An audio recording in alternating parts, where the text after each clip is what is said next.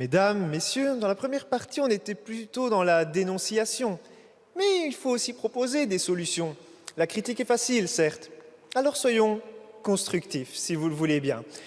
Si j'écoute nos amis juristes, chaque fois qu'il y a un problème, c'est une loi. Une loi par-ci, une loi par-là, des lois partout. Et au final, il y a tellement de lois qu'on ne sait plus comment les appliquer, qu'on ne sait plus comment les utiliser. Comme si une loi pouvait changer la société, comme si les lois avaient réponse à tout. Si c'était vrai, nous vivrions tous en bonne intelligence et notre société serait parfaite. Je ne le pense pas, en tout cas. Alors, ne faisons pas toujours des lois qui ne vont pas régler un problème structurel dans la société.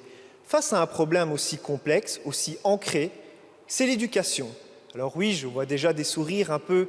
L'éducation, on parle toujours de cela, mais c'est la base de toute société si vous voulez l'améliorer. C'est améliorer la conscience critique de nos étudiants dès le plus jeune âge. Je vais vous prendre un petit exemple.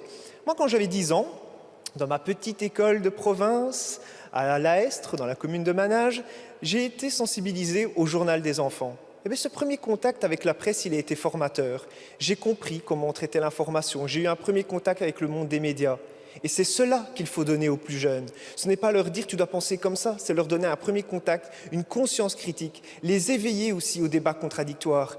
Ce n'est pas moins d'idées qu'il faut, c'est plus de débats. C'est la culture du dialogue, la culture du débat contradictoire dès le plus jeune âge. Il n'y a personne qui pense vraiment mauvais ou quelqu'un qui a toujours bon. Non, les gens doivent débattre pour échanger leur expérience et comprendre. Vous savez, il existe des simulations apolitiques, partisanes, comme le Parlement jeunesse que j'ai fait.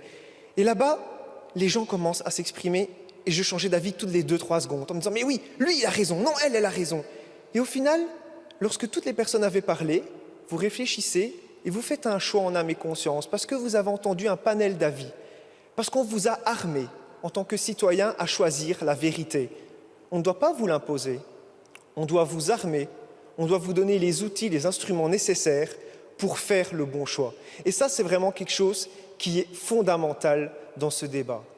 Alors évidemment, l'éducation ne va pas tout résoudre, mais c'est la base. Parce que si vous imposez une idée, que vous vous interdisez certaines choses, eh bien, vous polarisez, vous rendez les gens encore plus extrêmes. Ils vont partir dans les théories du complot. « Ah mais t'as vu, on doit penser ça, donc c'est qu'il y a quelque chose ».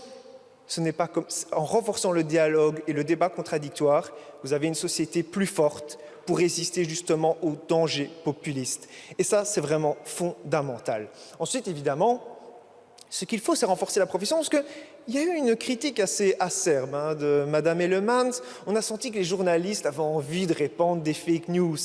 Ce n'est pas notre objectif premier, mais il y a une emplâtre sur une jambe de bois. Vous savez, si demain on me dit « Romuald, tu vas participer à Spa-Francorchamps », je dis « Génial !»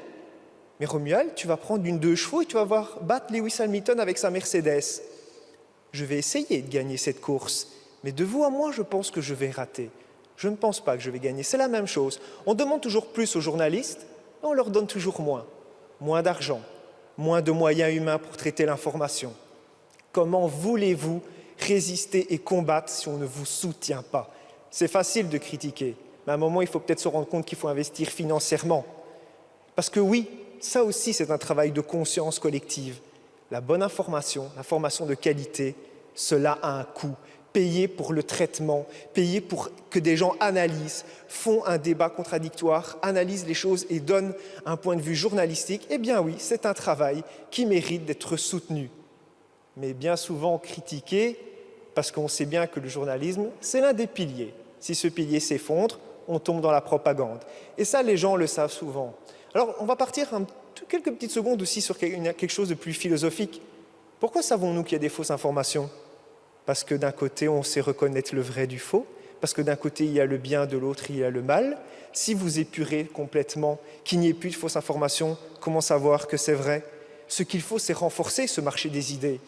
C'est renforcer le dialogue contradictoire dans un secteur souvent en pénurie, de plus en plus un appauvrissement intellectuel.